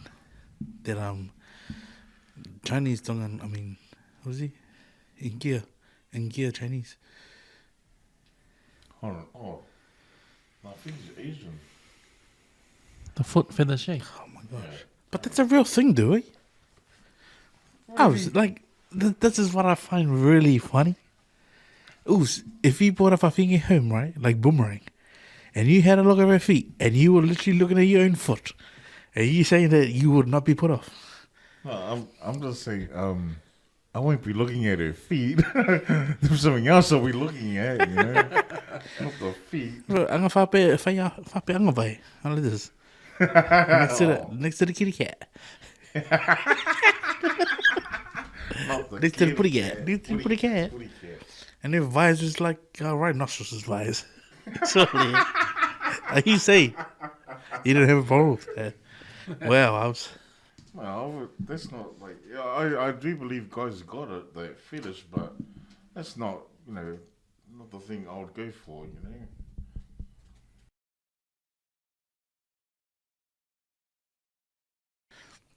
Yeah, he would have seen something that was along the lines of inappropriate. It's a good one. And he thought, wow, she has a very nice vibe. Oh, his name's Lee. But that's a foot. Like if you go search on Pornhub, fuck, there's foot fetishes as well, man. Look at Marlos just want their fours for forward by for fingers vai. It's like they ain't doing anything. She's just wearing a stocking, like a fishnet stocking. Then she just puts her foot under the table and the guy's getting off on it. Stuff's real, man. You know when if Sam had a pen, he'll write a signature on the Auckland rugby flag. If this was America, if he did that, that flag would be worth something. If it was America, you know. You know how easy it is to access someone like Sir Michael Jones. And if I give that flag to Sir Michael Jones and he signs it, in America, that'll be worth heaps, eh? Yeah, she's the right person, eh? Did you see when Tua was in? I forgot where he went, but for the induction into the Boxing Hall of Fame, he had his kanga pepper, the Westpac, was it a Westpac bag? And he had all the gloves in it, and he was like crunching along the table. Said they announced him, he went up, got his award, and then he went to the side of the stage and grabbed his kanga pepper, and it had all these gloves in it. And all the guys who were inductees of the commission was sitting on the table, and he was like giving them the marker pen if they could sign the gloves. Hey. Yeah, man. Boxing gloves. The boxing gloves, yeah. Oh, true. And it was like, I saw the thing is only David Tua would not be mad. Only David Tua can get away by having a Westpac plastic bag. Yeah. But like, bro, and then he actually showed, like, this is why they're announcing all the winners of the, who was inducted. But he was like, oh, like tapping them on the shoulder, and they're like, oh, hey, and then they'll hug him, and he was like, oh, could you sign the glove? And he was like crushing alongside the like four of them, and they're like signing their gloves. Yeah, man. I'll find the video and share it. But that's how you make use of the moment, eh? Yeah, hard up. Go get your award and then, go get Floyd and Madonna and let to sign the Oh, glove. sorry. Those photos you shared on the chat with Roland. I know, eh? Roland's photo with Floyd, eh? I know. In 1 year. Tell you the truth, I had to like look 3 times to. Was that 1 year? Was that 1 year? Yeah, Looks different, eh? But I mean, you saw how big Roland was. Hey, then you'd be like, bro, 1 year must be tiny, man. Yeah. No, that was a good photo, man. That's a priceless photo, eh? Yeah, bro. I mean, especially a Floyd Mayweather. Yeah. Man, who I can- saw that photo. Who Shit. can like? Yeah. And he's holding his hand too. Hey, shaking his hand. Like, even when he was on that journey, like, I shared that photo on the page, bro, it was like, what the fuck? It was like, bro, we made it. It was like, hands down, we've made it, guys. Don't worry about it. We really got one of our brothers there, you know? But at the same time, we was like, fuck, we wish we had a merch drop and he was wearing one of the tees, you know? Standing next to him, we'd be like, nah, but the guy, everyone knows Roland's face today. Oh, bro, he's an old boy, bro. If Roland gave Floyd Mayweather a custom boys t-shirt with the K on the you're front, hard, eh? and Floyd Mayweather wore it for the photo, game Straight up. over. You might Game drop- over. Game over, eh? might drop. Okay, boys, I got a new segment you want to try. It's got to do with music. So segment is called "What's in the Lyric," right? So each week when we come on the podcast, if someone has a lyric of a song, any kind of song, we'll just discuss what the lyric means, what we think it means, or have a discussion around that particular lyric from that song that we have chosen. So tonight's song is from Michael Bolton, and the lyric is, "I said I loved you, but I lied." Now, I don't know about you guys, but that's going to be the worst news ever to give to a woman, you know? For me. I mean, absolute worst. The absolute worst news to give to a woman. And for it to be a popular song like that, that's badass. That's badass. What's we need more context? What's the lyrics after? I don't know, man. We're just, Nah, Just that I one think lyric. it's just what we think of it. Eh? yeah, what you think of the lyric. So What the lyric that's is. the lyric. I said I loved you, but I lied. And, you know, what I think, That's the worst kind of news you would say to a girl. Yeah, I personally think that when he wrote the song, whoever wrote the song and got him to sing it, really was being like punching below the belt. That's like a dirty, like an ugly breakup. Yeah. Like an ugly breakup to the point, like, for him to say it out loud and then lace it and then record it. It was like he was having a good laugh, like, yeah, I don't love you, I loved your sister. Like, sort of moment, right? Like, that's how I pictured it. It was like, fuck yeah, he didn't mean it like that, but he meant it like this. Like, you know, like, closed his eyes, made love to her and whatever, and was just imagining the sister or something like that, you know? Sick cunt. Is he a sick cunt of the day? Oh, we're not even up to this. But I think that's where I think, you know, he can get away with singing about it, because he didn't probably write it himself. It was probably a producer that goes, can you sing this, man? Because I can tell you, man, be a lot of women jumping at you. You just gave me a take right now. So here's another take. I said I loved you, but I lied. Probably means that he saw this beautiful woman and wanted her, so it was lust, right? And then when he realized she was an asshole, you know, he realized he didn't love her. He just loved her because of her looks. So when he said he loved her, he didn't mean it. He didn't mean it because he just liked her looks. He was just lusty. But so see, he that's lied. a much more mature approach to the scenario. I think that's just me and my adult content. Just out of. How about you? I was going to take on that lyric. I say I loved you, but I lied. It's pretty straightforward, eh? Like, you know, he probably got in and got out, you know? In and out, tap and gap. That's some Jared Haynes shit right there. Thank you, man. Wham, bam, thank you, man. So your take is he got her... the consent. He got her... He got her made love. I said I loved you, but I lied because my taxi's outside. Straight up, eh? Like, Yes. It's rape now. Just say, yo, man, yeah, I love you, man. I'm I love in you. love with you. And then, Oh, guess what? Guess what? Yeah. I got a husband, I got a wife and kids. I got a wife and a few kids at home. That's what my fault. Yeah. Yeah, but like punching off of your one, like when you realized, like even if you like did that Jared Haynes, go all the way to the house and then you saw it, no filter, right? Like no Instagram filter, and be like, yes, did I just say I loved you, but I lied? And then how do you back out? Oh shit! I should have swiped left. What about you? What's your take? I think you guys took it all the way to the park, bro. All three of you. Said I love you, but I lied. I'm never gonna look at that song that way anymore now. How does it? It's actually a good lyric to think about it because there's different takes you can take from that. Yeah. Because you can imagine what the situation is, and there's, you know, this Jared Haynes situation is the one that is in the forefront right now. But you know, I'm sure like there's other situations you can, you know, that lyric can be good context to, you know. Yeah, my thinking is the guy just straight up hates the girl he's with at the moment. It's like, I said I loved you, but man, I was fucking lying, eh? It's over.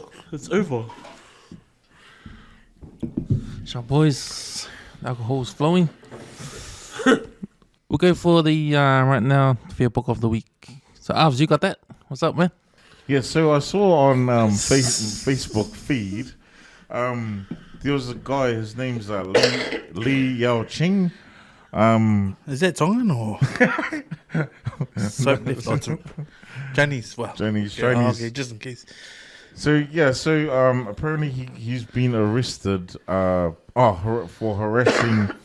He was caught harassing females by stealing their shoes. I just thought I'd share it on our Facebook page. Don't forget, Empty Out the Clip Facebook page. I just thought it was weird. I thought that like out of all the stupid things you could get arrested for, you know, for stealing especially women's shoes, I think that definitely is one of the top ones there, you know, for being, you know, arrested for. Was he What are your takes on that, guys? was he wearing them or I think he was like Sniffing them. sniffing I them? don't know if sniffing them, but he just had a thing for women's shoes. But Damn. Was it the actual shoes or was it the feet fetish? yeah, and must he be had a feet fetish. He Has had, to be. he had a feet fetish too. Because women had to be wearing it. Because Yeah. otherwise he'll go okay. to any woman's shoe store and just buy Yeah. how many shoes Shoes. there. Yeah, And just like go home and roll around in this bed with heaps of women's shoes. I just and find it fuck the weird. shoes there. I find it weird. Fucking I hell. think it's worrying. Like, can you imagine amongst your close friends, like someone who had a foot fetish and was into shoes like that? Like, Yeah, I do. that's Do you know someone? Yeah. alarming. It's one of my younger cousins. I don't want to say his name, but yeah, he's like that. What? So how does that work? I don't know. Even if the shoes I smell don't like talk to that side of the mean, family, like, bro. stink feet, like they just walk through, like, you know. See, it says here, they call him the shoe fetish bandit. He stalked and attacked 3 women while attempting to steal their footwear. He's been so the name suppression is fail. He was discharged without conviction.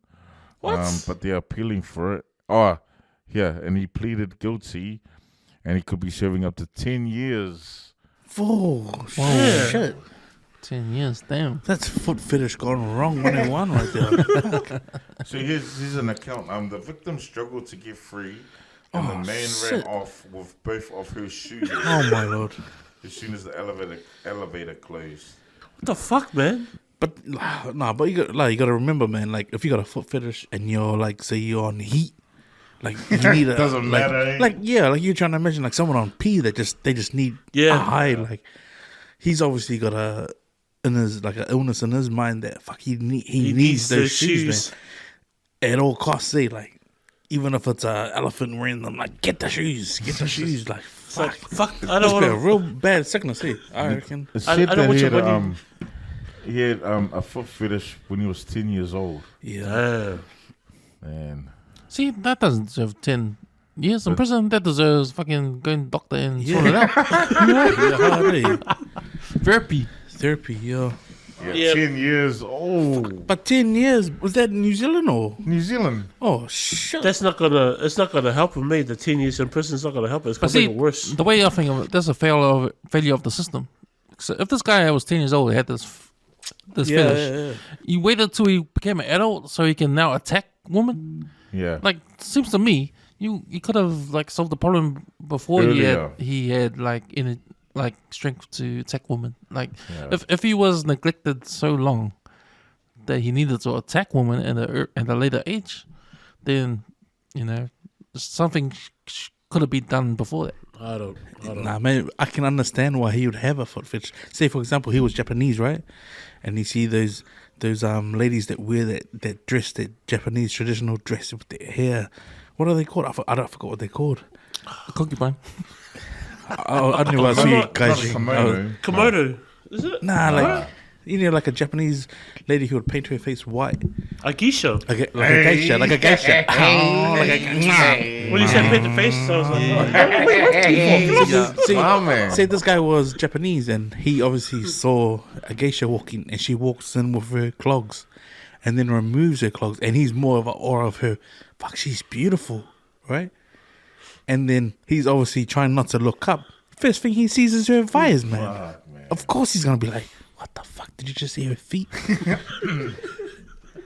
He's got to stiff in this crouching tiger position looking at her feet. He's like, what?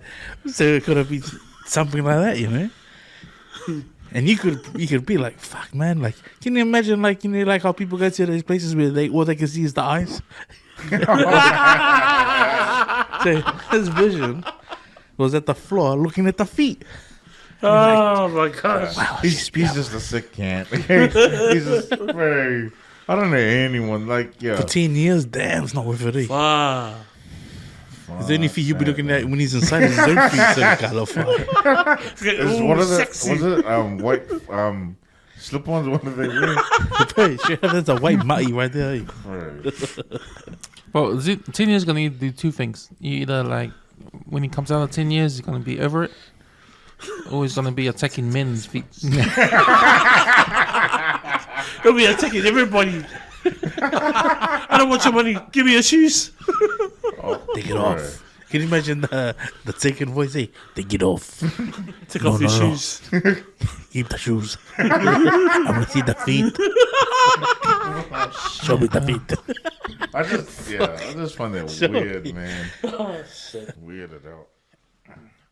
Okay, I got a sick can of the week, and this sick can, there's a lot of people right now because it comes out of the African Scoop podcast that I produced last night, and you know the girls have a sexy box where they get questions from their listeners. You wrote that. Oh yeah, okay. Out, and one of the questions was, I forgot exactly what the question said, but it was something. It was something about a rainbow kiss, right? Ugh.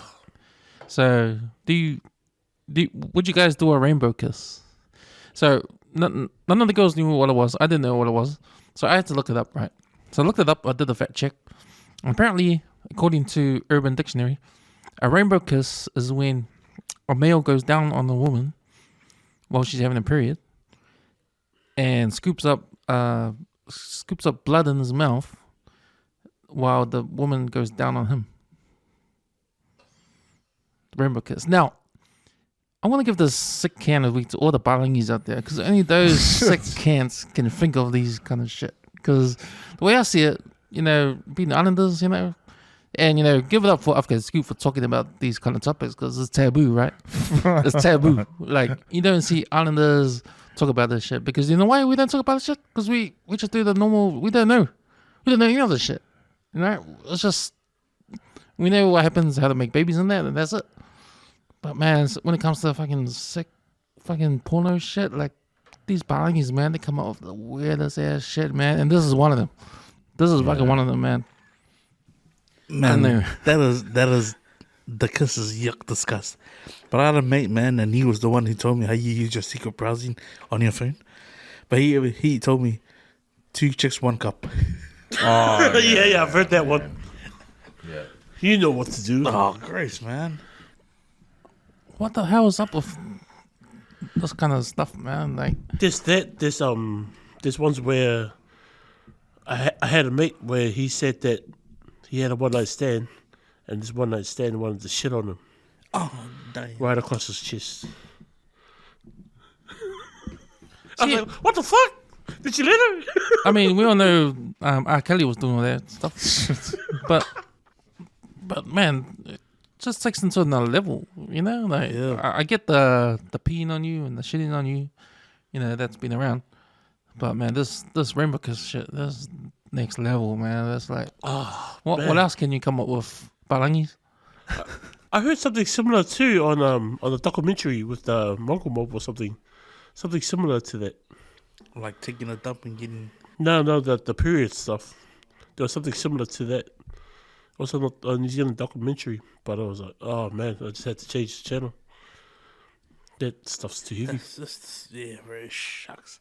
I just want to know, like, how is she giving him a BJ, like a blowjob, while he's eating her? Hey, Ow. 69 pounds. Come on, man. Do you know what a 69 is? One after the other.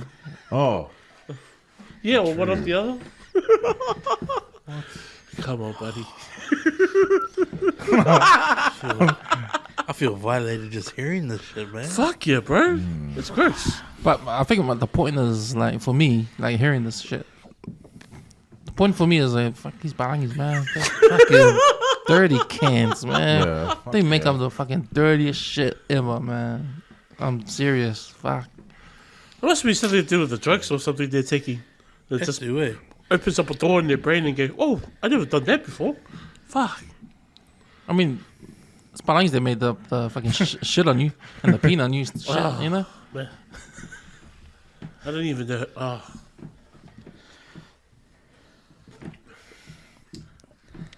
Cam just said can't. Fuck, that's real Talk sick, about bro. that shit, I need a skull after that. Talk about that shit. Okay.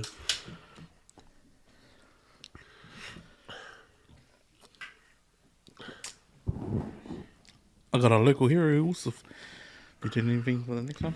Yeah, man. So my local hero, people who don't know, like I've actually since I've been podcasting, it's been like a challenge to try and read while you're being recorded and speak clearly through the mics without your voice sort of like dipping off. So I'm gonna do my best because I think I need glasses. I'm just in denial all these years, but our local hero goes to a really driven someone, which 100% has driven something that's 100% homegrown. And I'm not talking about weed or ganja. I'm talking about like the hard work that this guy puts out. So he goes over and above. He has truly provided so many opportunities for people from all walks of life to get up and share themselves. He's also dedicated to his craft, like pretty much lives and breathes the side game. He's humble, passionate, and the work that he puts out is greater to the greater audience. Whoever gets to hear it and sees his work is it's empowering. Shares how much he actually shows how much he is passionate about the work he does, and it resonates with a lot of people, like the content that he puts out. There's one guy actually, he's local. He's a Ranoi boy. Pretty much lives and bred out West Samoan, and is a massive sports fan. He's a huge Blues fan as well. He's one of our West Auckland front runners, trailblazing something that was birthed out of the garage.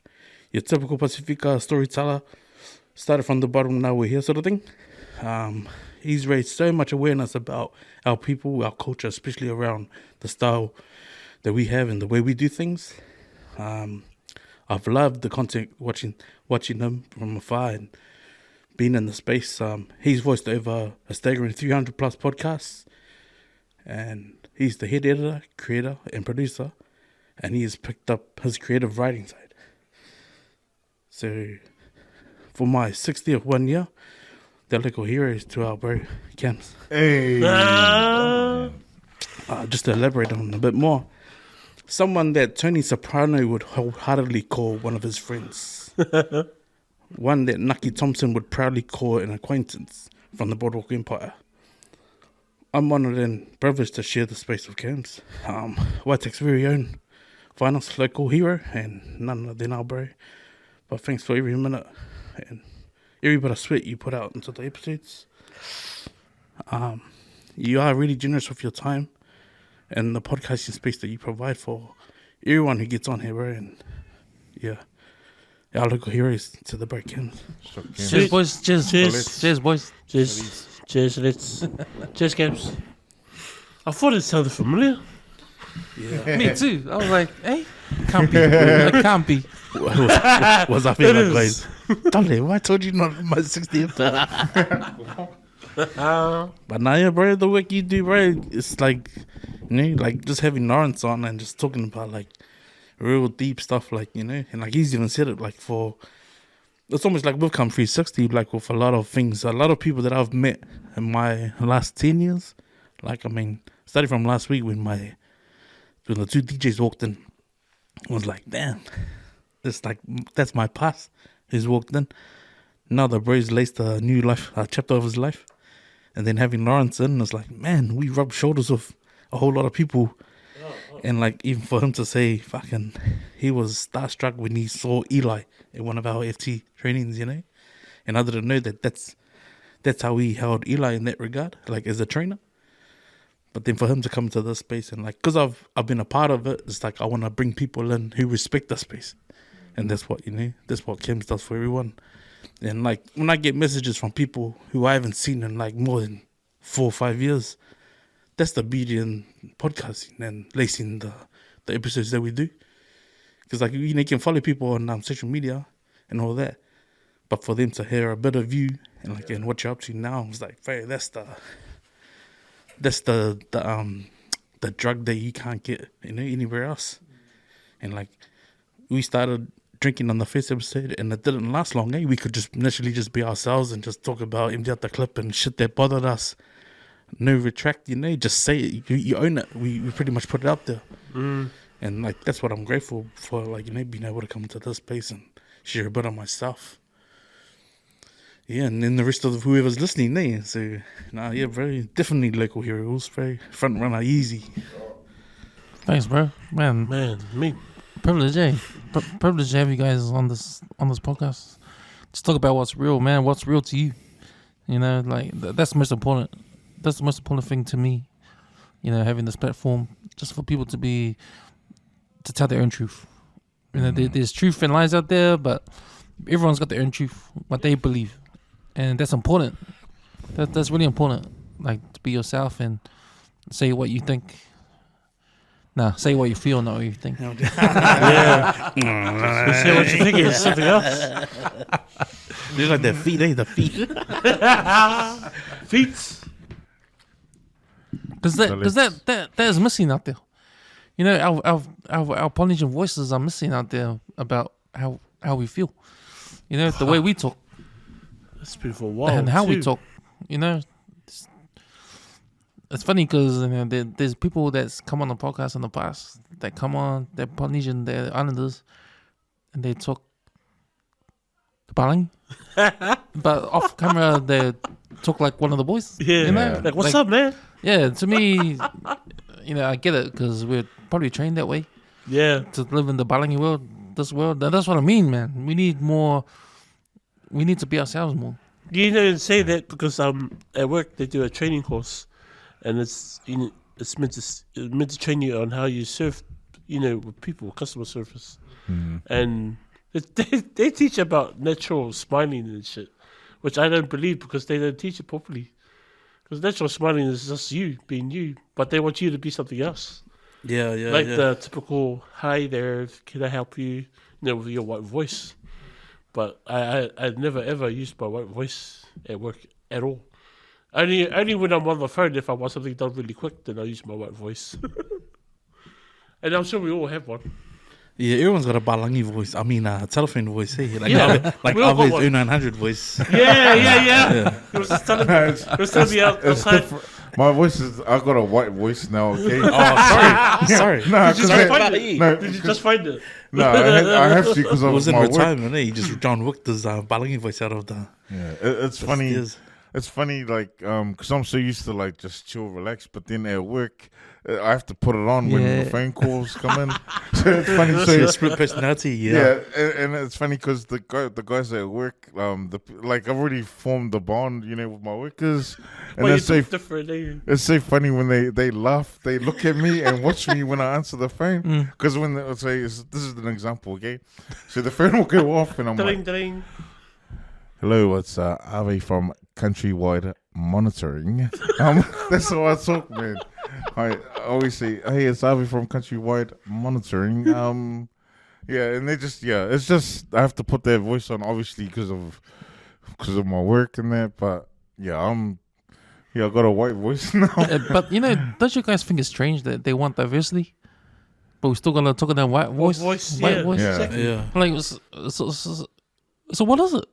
I thought you guys want diversity. I thought it was diversity. You know what I always want to be known for is don't be a changes. Right? I don't because bro, anyone who attaches that stigma to you, and 90% of the stories you do hear about someone who's fucking changes, bro, the worstest thing you can add to a changes is when you do that. What a fucking changes guy. Shit, man. That's what I don't want to be known as a build-ups and a changes. I remember when we had Elliot came on and he talked about those changes, guys. Oh, and yeah, this is work. really? Fuck, man.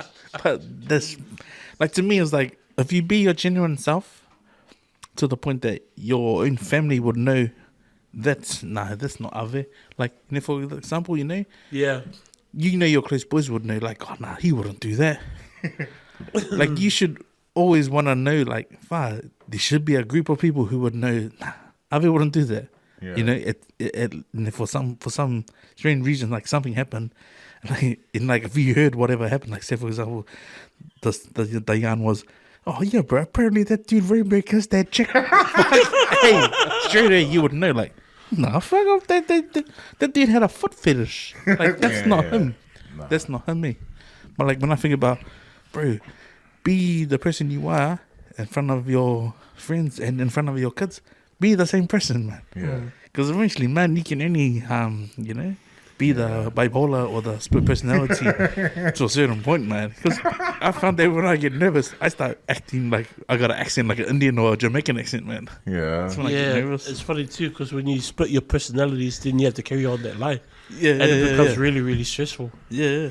But at your work, I was like, when they start doing the diversity stuff at your work, that's when you be yourself when you're Yeah. talking on the phone. What did you say, And- bro? And then when you get, yeah, exactly. And then when your manager comes, Ave, can you come to the office, please?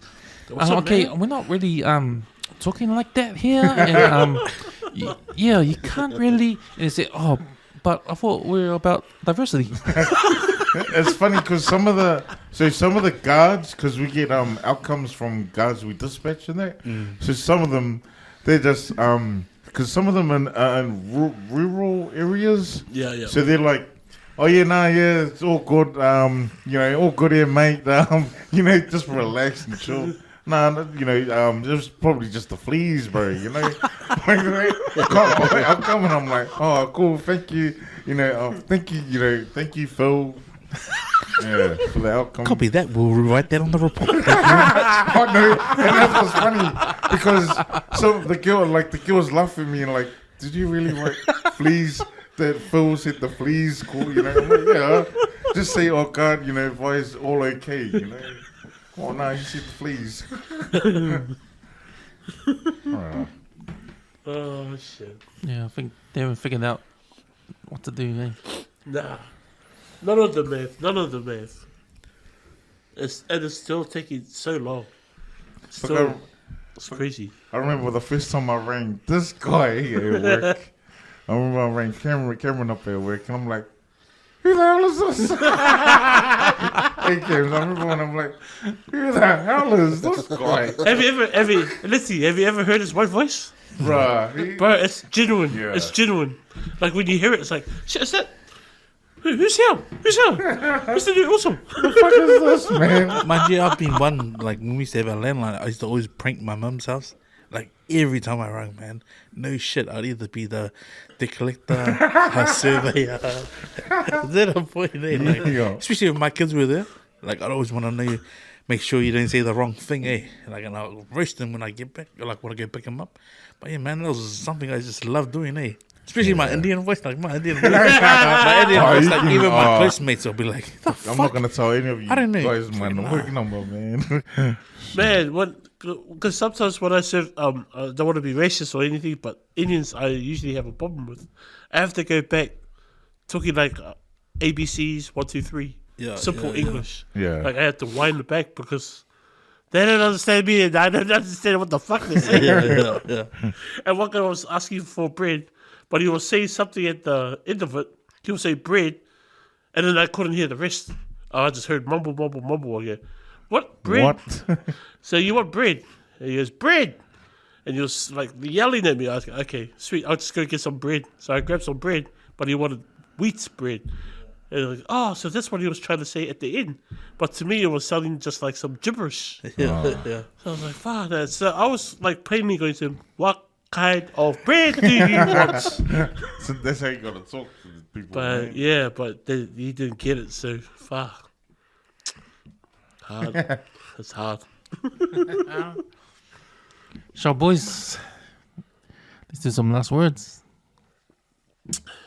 I'll go first because I hardly even have anybody say last words to. But thank you, Litty. Thank you, Karen. Again, both of you. You're a good addition to the podcast. Straight up, like honestly, I think you two go hand in hand because you love the stuff that you talk about. You love it hard up, and I'm grateful, and yeah, we're all grateful that you joined us on Empty Out the Clip because if you didn't, it'll be fucking boring. Cheers. Oh, thanks. Because I hardly get into any shit, and I mean we got stories, but I'm just glad you're into that pop culture stuff which I don't really like hands-on. I don't really get into that kind of shit. But you know, you're into your sports as well, same as also. So it's really good.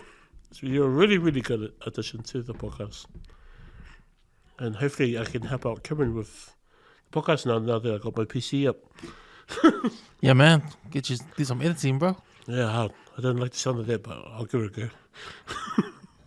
Oh, so yeah. My last words is yeah. Shout out, let's definitely energy. I think you bring the energy. You bring some flavor.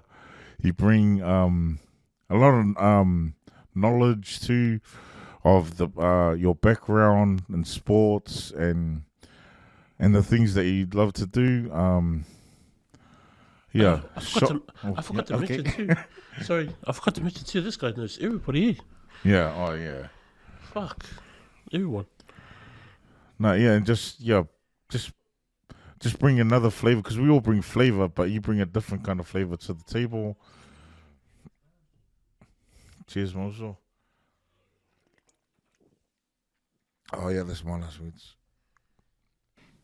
I appreciate that, man. Like, feels like I wish I could say like it's been like my fifth year, but like yeah, like I will take a break.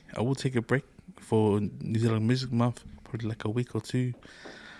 And the reasoning behind it was because I wanted Ave to up his game a bit more. I think for me to come into the space is like I want to be challenged. I want us to be challenged.